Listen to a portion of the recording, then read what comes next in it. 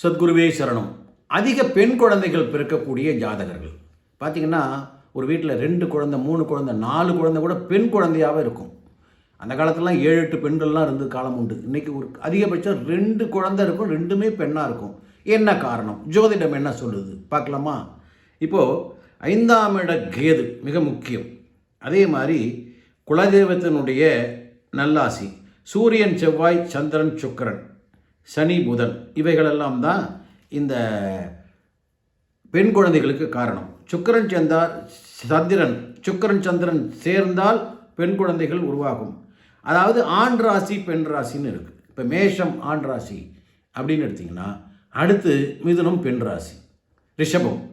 இப்போது ஆண் ராசி ஆண் பெண்ணும் சேர்க்கக்கூடிய ஆண் ராசியோடு சேர்ந்தால் ஆண் குழந்தைகள், பெண் ராசியோடு சேரும்போது பெண் குழந்தைகள். இப்படி ஒரு கான்செப்ட் இருக்குது.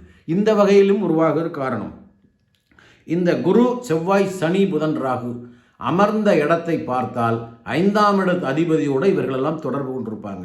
அப்போ கண்டிப்பாக பெண் குழந்தைகள் தான். பெண் குழந்தைகள் வீட்டில் மகாலட்சுமி கடாட்சம். முதல் பெண் குழந்தை பிறந்து மிகப்பெரிய தொழிலதிபராக வாழ்க்கையில் உயர்ந்தவர்கள். இன்றைக்கி சென்னையிலே எடுத்துட்டிங்கன்னா, தமிழ்நாட்டில் மிகப்பெரிய தொழிலதிபர்களுக்கெல்லாம் பார்த்திங்கன்னா முதல் பெண் குழந்தை தான் பிறந்திருக்கும். அந்த பெண் குழந்தை பிறந்த அந்த ராசி தான் அவர்கள் உயர்ந்த இடத்துக்கு போயிருப்பாங்க. அதனால் பெண் குழந்தைகளை சாதாரணமாக நினச்சிடாதீங்க. அவர்களாம் மகாலட்சுமி அம்சம் பொருந்தியவர்கள். இந்த ஜாதகர்களுக்கு அதிக பெண் குழந்தைகள் பிறப்பார்கள் அப்படின்னு தான் ஜோதிட சாஸ்திரம் சொல்லுது. சரிங்களா? சப்ஸ்கிரைப் பண்ணுங்கள். வணக்கம்.